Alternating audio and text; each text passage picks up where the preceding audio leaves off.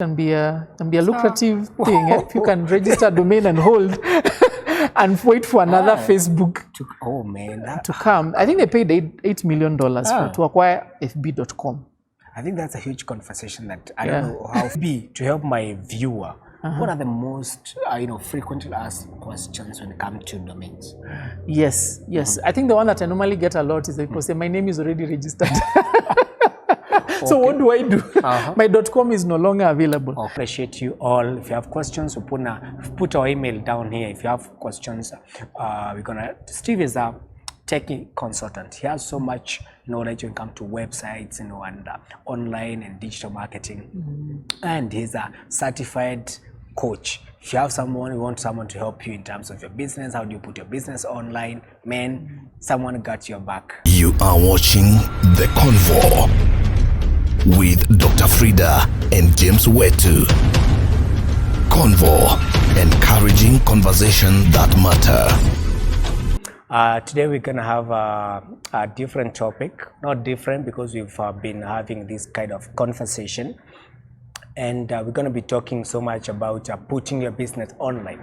And we'll start from a place. And I'm looking forward to engaging my guest today to help us understand our websites and why it's important to have a website, why you need to put your business online. So that's a conversation we're going to be having. So again, this is Convo, encouraging conversations that matter. These are series we are calling marketing ideas. Is basically trying to help you as a person who has a small business and you want to put them online. So we empower you with the necessary skills. Being online, it's can be tricky for so many people, but we want to be able to help you be effective online. Plus also help your business thrive, and not just business. If you're in ministry, you are selling some merchandise, whatever thing that you're doing online, I know you want to scale it. If it's business, you want to make profit. If it's your ministry, you want to be impactful. If you're having a course, you want to be able to be impactful. You want to impact a big number of people, and it comes with some work. And that's why we need to help you as a small business owner find necessary tools, some necessary kind of skills to help you be more effective online. I'm joined today with my friend Steve. So Steve will be helping us answer some. I have questions that I've listed. I know so many people have asked questions about websites and all that stuff. So I have questions. So I'll be asking Steve these questions and he'll help us answer them. If you have questions, kindly put them on a comment. Put them on a comment and we're able to answer you. If you want to reach us still, we're going to give a number on we'll give an email address that you can write.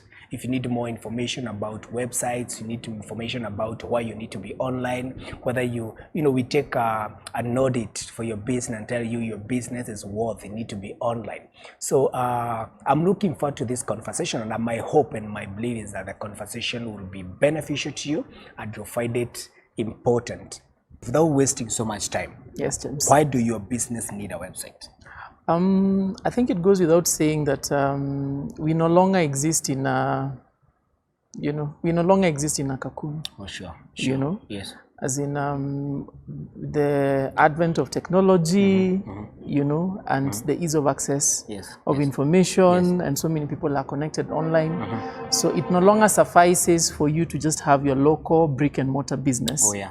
And assume you can only get customers from your physical locality. Okay.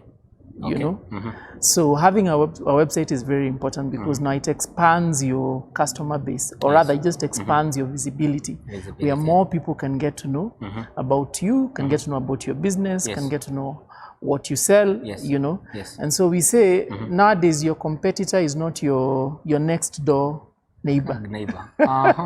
Your competitor could be another shop if you're running a retail store in Europe, in Poland, or in America. So having a website sets you apart, and also it makes you visible and become visible online, so to speak. So that's the main one of the main factors why it's good to go online, because it expands your customer base and makes you more visible. and makes you visible online. What Yes. you're saying, because the other day I was trying to look for some shirts to buy. Yes. And usually where I'm staying, I know there are supermarkets, there are some nice shops with good shirts. Okay. But I was prompted to buy from online. Yes. And it was delivered to where I wanted Yes. to pick it. Yes. So the guy who is on, like you're saying, my neighbor, the shop that are around where I'm maybe walking by, or the places that I'm staying, Yes. the competitor could be very far away. Definitely. And maybe he's only thinking my competition is just the guy who's Just the guy next door. Yeah, it's true. Wow. I like the way you brought that up now, Yes. because looking at where we have come from, Yes. looking at 2020, Yes. now with the lockdowns and everything, Yes. then it really forced some people to think of ways they can reach out to their customers without them having to come to their physical stores. Yes. So you can imagine if you operated without a website, Yes. then in actual sense it meant your business was closed. You're missing. And you missed out on that surge. Yes, I have some statistics I was going through today. Let's say 30% of customers or maybe consumers won't consider a business without a website. Definitely. Like people will see, oh, you're saying something, but they want to go online and search you. They can't find you. Yes. They want to do business with you. In fact, a website nowadays, it's like a mark of professional credibility. It means it's like a website is like a typical business card. So if you don't have a business card, if you can't give me a business card, then you don't have a business. Oh, man. Nowadays, people use a website to ascertain whether you are a real business or you're just a briefcase company. Yes. So also website instills that trust in the sense that you're running an outfit that is, credible and that you can be trusted by virtue of you being available in the public space. Okay. Yeah. Wow. Good. Yeah. Now, I know I want to start my website. Yes. Yes. So, do I need to generate goals and objectives for my website, or I just dive in and create one, and then hula, there I am. I'm online. I'm credible now.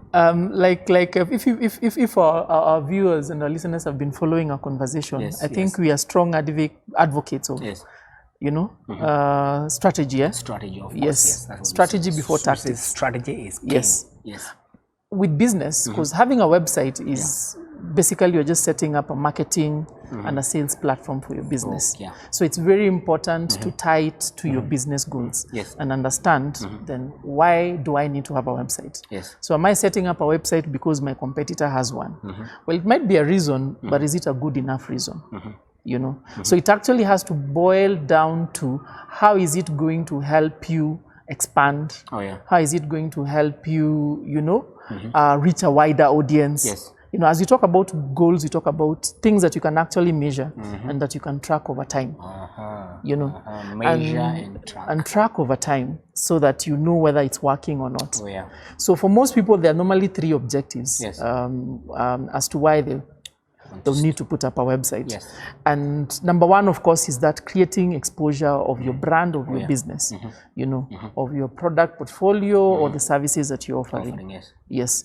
By virtue of us saying that the moment you set up a website, then you're open 24/7 to a global audience, then it means people can know what you do and people can reach out to you via that channel.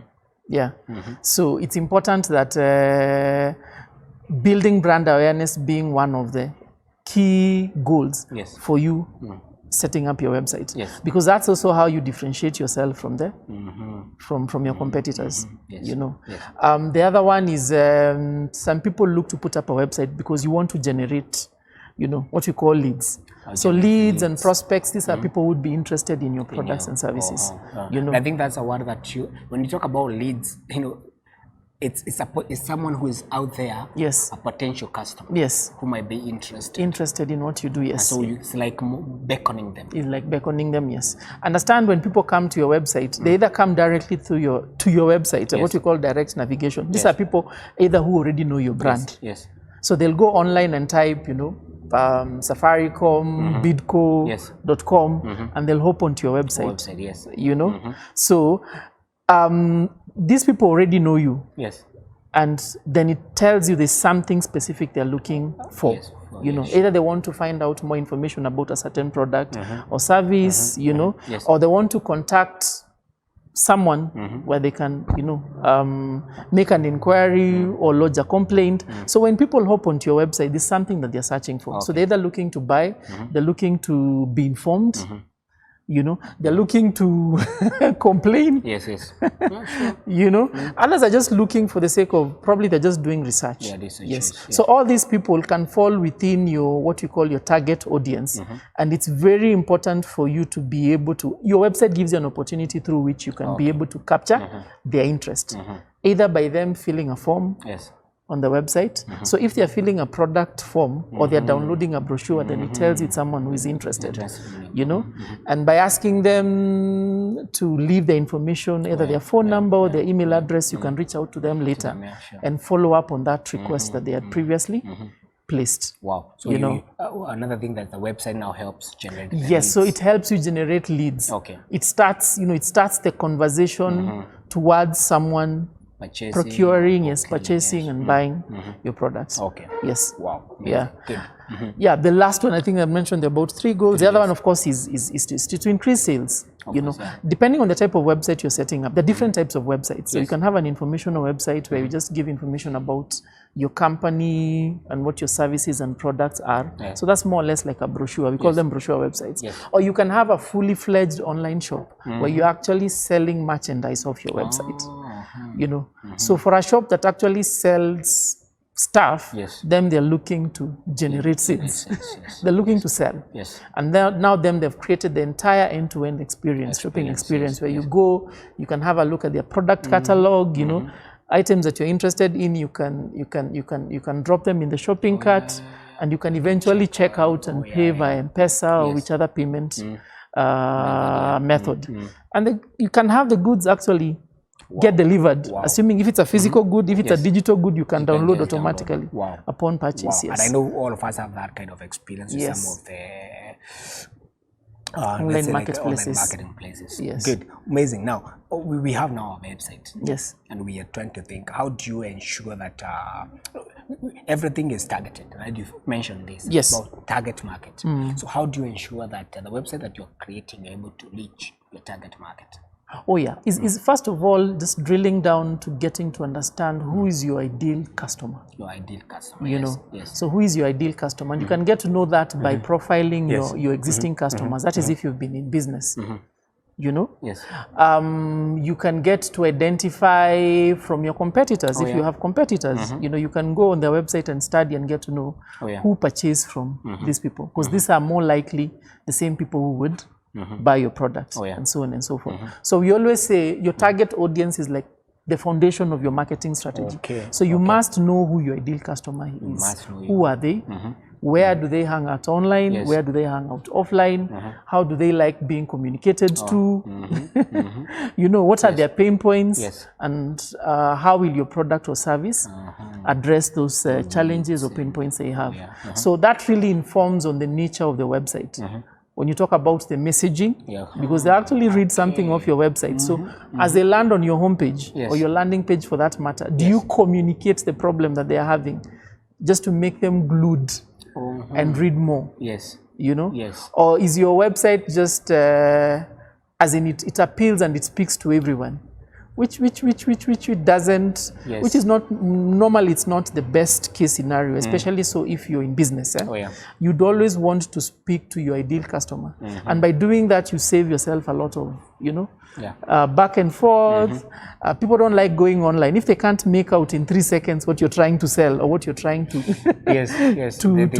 they'll just hop off and navigate to another website. So it's important for you to understand who your customer is. And be able to craft your message around it, you know, and understand what appeals to them. You know, how do they like being engaged? You know, are these people who are Are they people who like, picking up their phone and calling? And in that case, then of course you have to make sure that your phone number is somewhere prominent on the website. Are they people who are easy on chat? Assuming you're targeting the younger demographic, which are here. Them, they like instant messaging. It means for you, then you must have a utility on your website that someone can actually send a message and they expect an immediate reply. And I think I've had this experience that you type a message on the actual, there's a pop-up chat with us. Send it a message, but don't get the response. And I think that's a poor customer. That's poor customer service. Yes. Wow, good. Now, Steve, now you've done your research and you have now identified it's my target audience. And this now, so it informs me how I'm gonna create my website. Yes, definitely. So that I'm able to reach out to my appeal to my target clients. Now, Steve, how do I use my website to stack up maybe from my competitors? Yeah, of course. By the time you're setting up your website, for you as a business owner, it's good to be well acquainted to how you stand, or rather how you stack up against competition. We said, it's an online marketplace and everyone is there and everyone is shouting on top of their voice that my product is the best, my service is the best. So how do you silence that noise? By positioning your product as, as a cut above the rest, And if you can't really differentiate on product, then you have to differentiate on the approach. You have to differentiate on the messaging. And this is now where you capitalize more so where your competitors are dropping the ball. Assuming you're in the same line of business. Part of you putting up a website, part of you standing out is by really researching on your competitors and seeing what are they doing that you can capitalize on to be able to attract these people to your website and to retain them. Look at their copy or their copies like content on the website. Does it make sense? Is it direct? Is it clear and concise? If it's not, then that's an avenue for you. It's an opportunity for you to be, for your website to be very specific about what you're seeking to deliver for the visitor.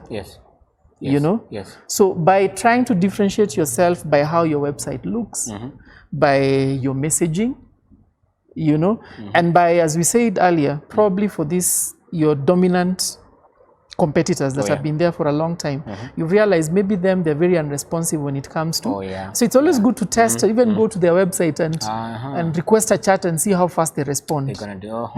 So if you see they're lagging behind, it's an opportunity for you now to ensure that on your website, you're very keen that when someone places a request, you respond very fast. But you see, now that's what differentiates you. And especially so now in the world of e-commerce where everyone is selling the same thing, you have to find something that just sets you apart.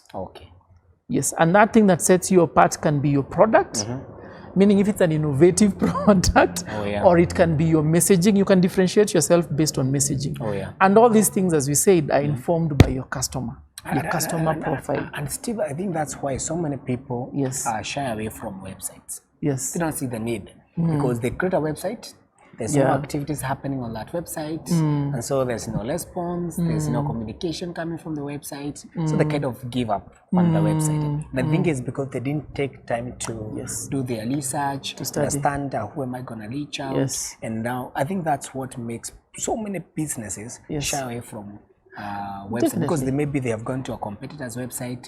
It's not, other than shining away the idea of a website, you should now capitalize on those weaknesses. Because I've seen so many websites working so well. If I have a problem with, say, like Safaricom, I go to the website, and that's how I transact mine. I get responses without even calling. That's true. Amazing. So, Steve, talk to us, before we move to the next question I want to ask, talk to us about USP, unique selling point to come to websites. Now, on that point of differentiation, after you're doing your competitor research, now this is where now you do what we normally call a SWOT analysis, where you study the strength of your competitors, you study their, their weaknesses, opportunities and threats. So if you're able to study them based on those, those four segments, yes. vis-a-vis yourself, you can be able to see an opportunity where you can be able to capitalize on. Yes. If it's on their strength, they are very dominant, and you wonder why customers always go to them. As an incumbent, well, that is normally always the case. So it's upon you to figure out how then do you change that narrative. Yes. So if you can't beat them at their own game, then you have to craft you have to position yourself. You have to position yourself. In a way that now. Yes. So you don't focus on their strengths. Rather, you strive to discover where are they, where are they missing the mark. Looking at their weaknesses. So are there, as I said, are they responsive? If they're not responsive, then it tells you then that can be a plus for you, just ensuring that you're responsive. Yes. If you're selling a physical product and you've looked at their category and you realize they are missing this item, then it means then you stock that item. You promote that item that they don't have, and for you, there's a market for it. You see, that's an opportunity for you to for you to capitalize on experience to this customer they're not getting from they're not getting. We always say, even go and read online reviews of their their past customers. Go on their social media page. In fact, social media page is a gold mine for information, because that's where people will praise you when they have a good service, and that's where people will crucify you if they have a bad customer experience. So by going through their social media page, we can be able to tell a lot about where they are. They are missing the mark, and that's an opportunity for you to for you to come up. And that's how small companies that started the other day are able to give these big guys a run for their money, because they really understand their customer and their needs. It's not so much about the product, but they're able to position themselves really well to be able to address the needs of that particular customer. Yes, because they understand how these customers want to be engaged. Yes, so you can't just have a website and assume you have it all. That's done. Have Facebook Messenger there, have a Facebook page there, and don't just have a Facebook page for the sake of... so many people who are asking, but James, we're on Facebook, we're on Twitter, we are doing well on Instagram. But I think that's a conversation that you're going to advance and tell another day, why it's important to actually have a website. Why you need to have a website. That is not enough. So Steve, now, let's go back now to website. Tell us more about domain names. Why are they important? Why is it important to think about the domain name? For our viewers who may not be aware, a domain name is an address through which people access your website on the internet. So this is the www.jameswetu.com. Name that you type on your address bar, on your browser, on your Chrome, Mozilla, in order to be able to access a website. So it means it's a doorway to your world. It's a doorway to your business world. And why a domain name is important is because it still goes back to, it exposes you to the wider audience and to the global audience by virtue of you having registered a domain. Because you can't have a website without a domain. Of course.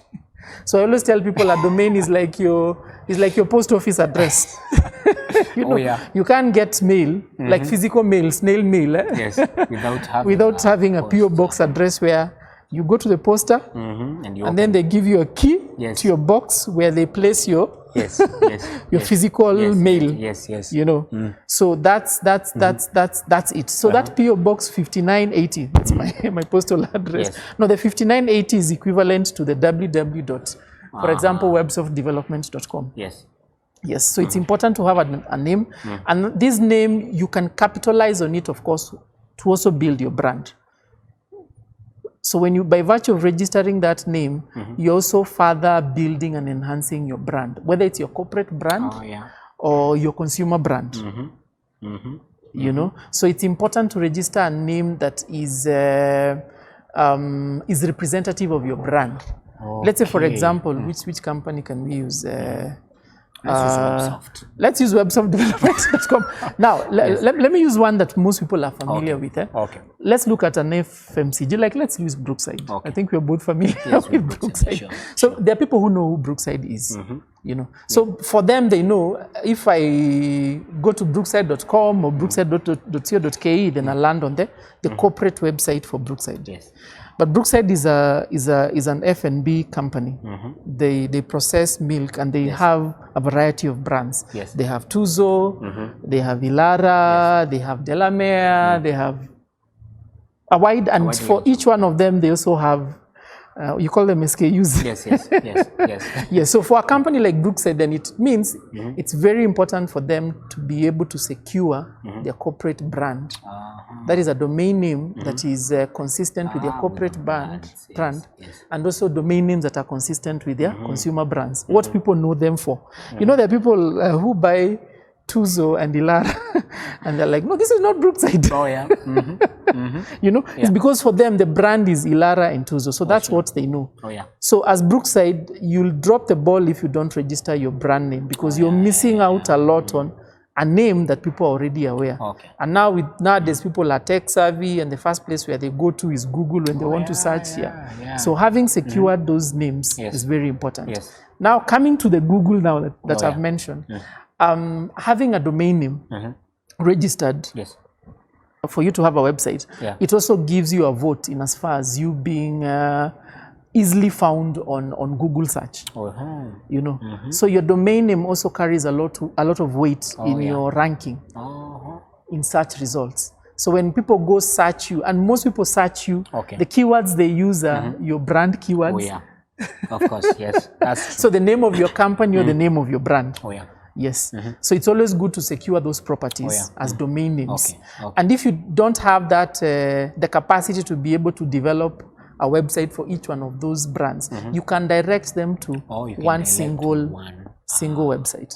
Like, for example, if I go online and I type ilara.co.ke or ilara.com, if they don't have a fully fledged website, for me, my expectation that it would redirect me to Brookside.com or .co.ke, which is a corporate brand.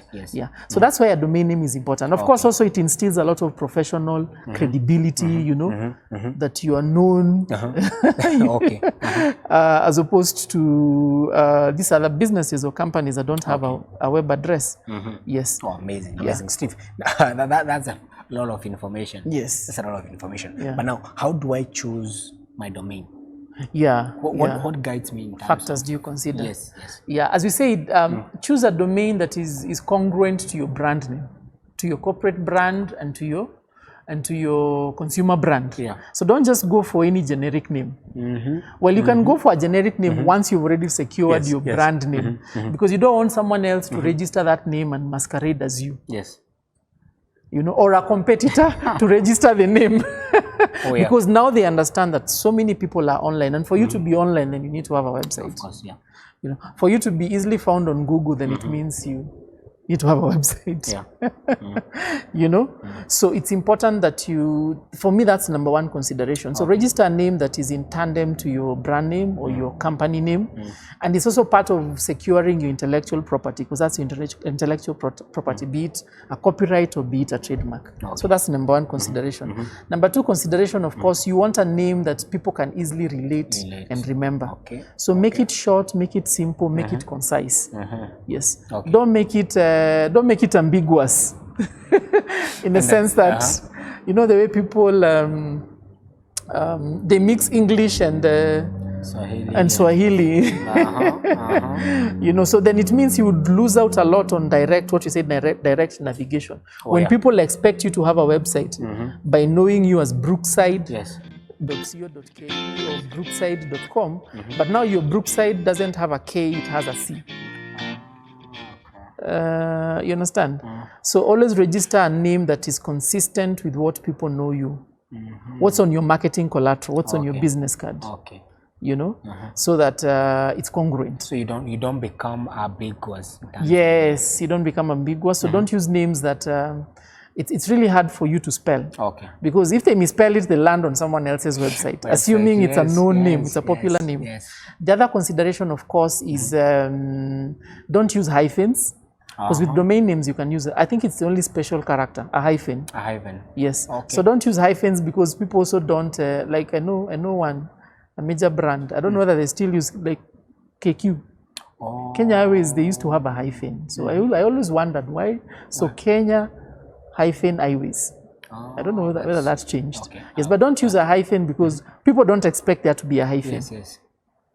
You know, and you want to make it simple. Oh yeah. So don't use, now when you put a hyphen, it's like now you're talking about two different things now. Yes, like you're talking about two different things. And for me, even to put a hyphen, my expectation would be type it without a hyphen. Okay.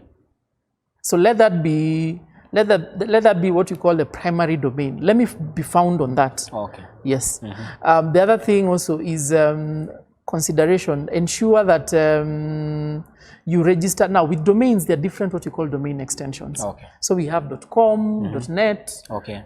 .org. Oh yeah, yeah. And I think that's something also we need to mention. Yes. How do you, which extension do you Yes. choose? What guides you? What guides you in choosing the extension? extension. Now with the extension, it's very important because they're what we call top level domain names. Okay. The .com, .net, .org. .com is short for .commercial. Yes. You know, and it's the, let me say, it's the precursor, is the most popular name. Yes. So when you tell people I have a website and they know me as websoft development, so by default they'll go to websoftdevelopment.com. Yes. Because it's a known extension. Yes, yes. So it's always good to have in mind that, so that if for me I go and I search and I see the .com is available, now that it is widely known, Yes. register the .com. The other consideration, for example, is let's say if you're having a brand, if you're having a global brand, Okay. you know, because we have a .com equivalent, which we call the country level domain name, Okay. which is the .co.ke. In terms of if you're in Kenya. If you're in Kenya, but this .co.ke is very good to distinguish you as a Kenyan based or Kenya domiciled company. But assuming you want to grow, you know, like you want to grow outside and take the country. outside the country, then .co.ke would not really work for you well. So choose for going one that has a global appeal, which is a .com. Yes. Yes. So nowadays there's so many other extensions, .marketing, Oh yeah. .edu for educational institutions, .org for NGO or relief or what you call non-profits. Yes. So it's always good to get a domain name that is resonates with your business, with your business interest or even industry. Nowadays there's .profession, quite a number of those names. But I always say it's always good to go for all these gold. Yes. If you can get a .com, get the .com. Then secure these others, the country level ones, because you don't want to get a .com and then you have your competitor register the The same name with .co.ke. the .k. Sure. Yes. So you want to get them and then you direct them into You get them, yes, and whichever you choose to host your website. For the rest, there's a way you can be able to redirect them to the mother.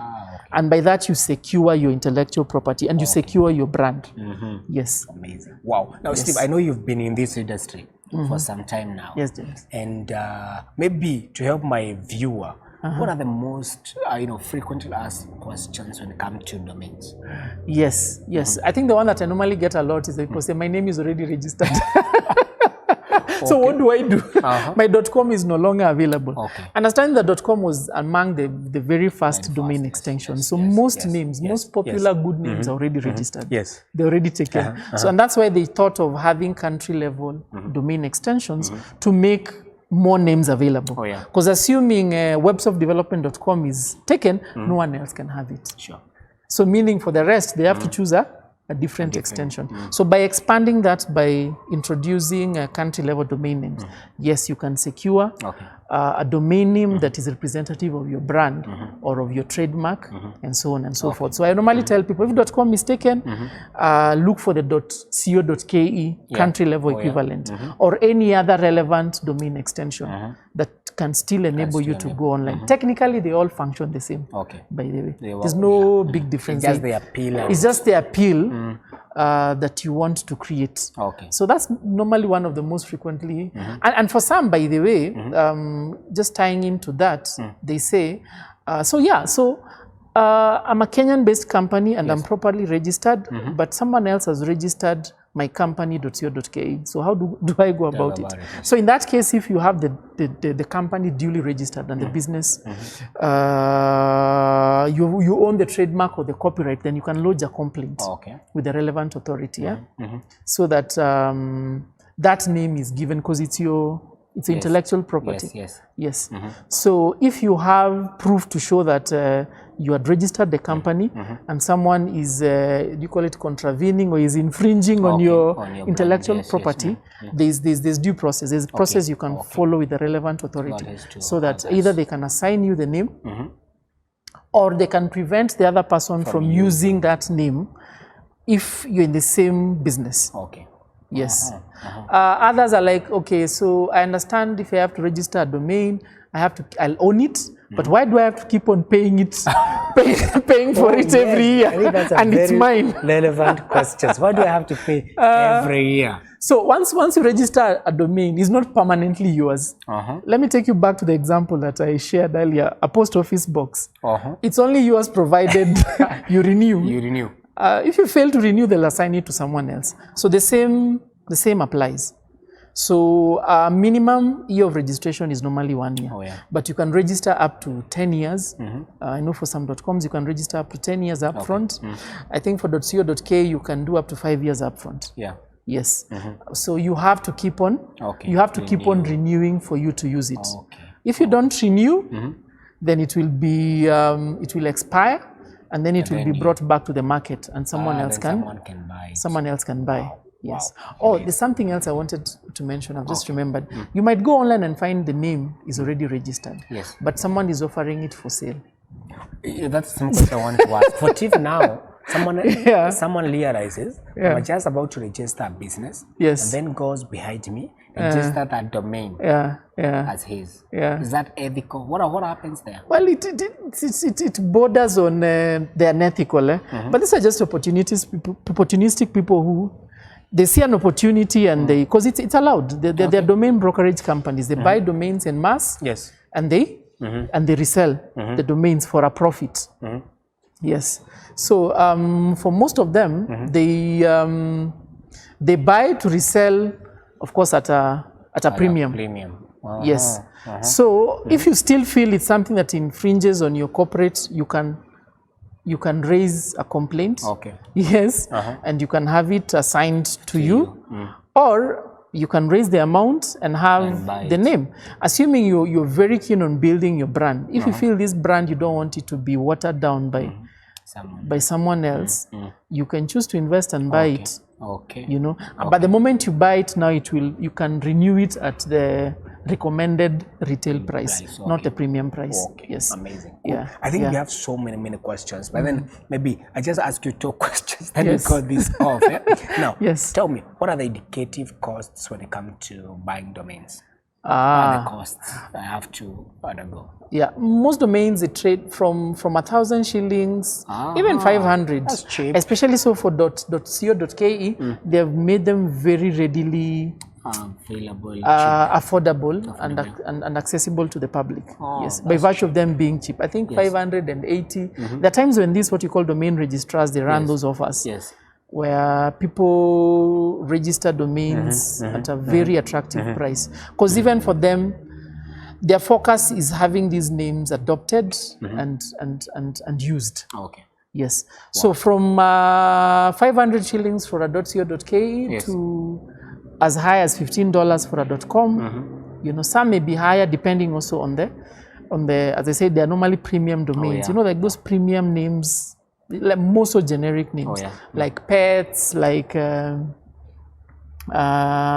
know, clothes. You know, those names are very popular. So most of them are normally already bought, and there are people who sell at $1,000. I remember a story back. I think it was Facebook.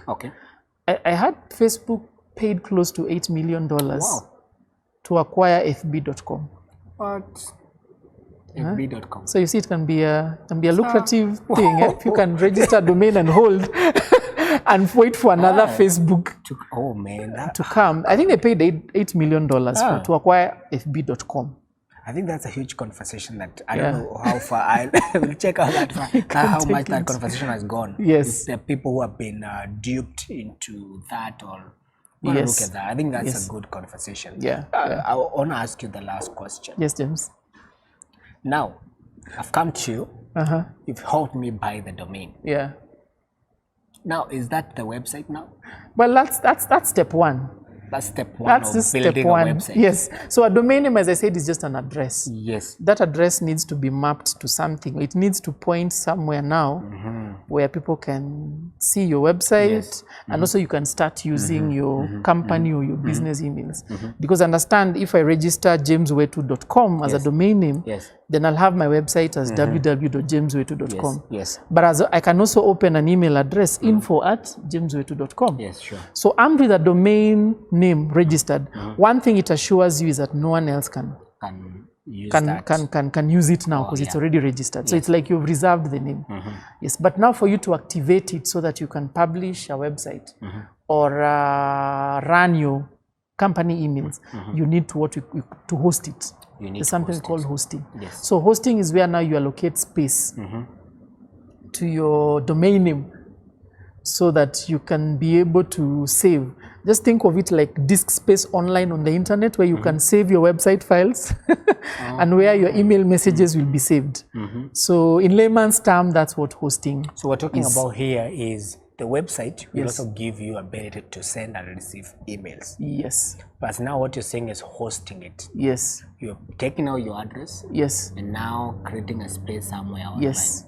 Let me go back to the same example as a post office box. You have PO Box 5980, and then also have a postal code 00100 or 00200, because it tells you where you are, whether you're in Ngara or you're in City Square or you're in Nakuru or wherever.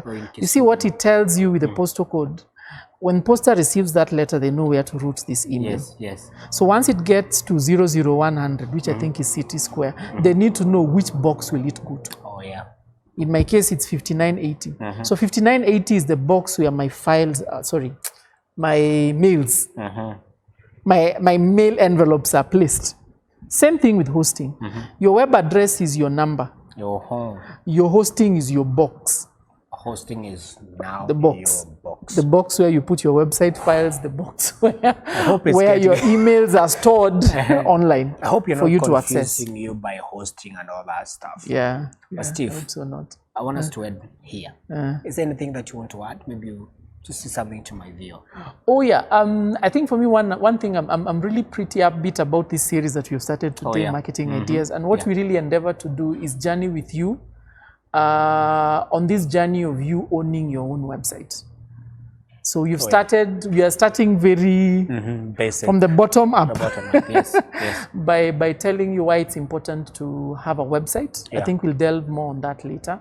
And why it's important to secure a domain name that is representative of your brand, because you don't want to get that wrong, because if you miss the ball there, then it means you have to work on that later on, and we don't want you to do that. So please pay attention to this considerations. Feel free, as James said, to reach out to us so that we can be able to answer your questions and also be able to advise you on how best you can apply the same for your business. Yeah. Wow. Yes. That's amazing. I think I don't have to add anything up. Remember, we just started something that is very important, how to put your business online. And we're gonna do everything we can do to be able to help you with relevant information. And man, I want to see you at top in your business. So if you have questions or anything that you want to understand about domains, hosting your website, and all that thing to do with your website, and actually, when you think about like the way we said, is my Facebook enough? Facebook page, is it enough?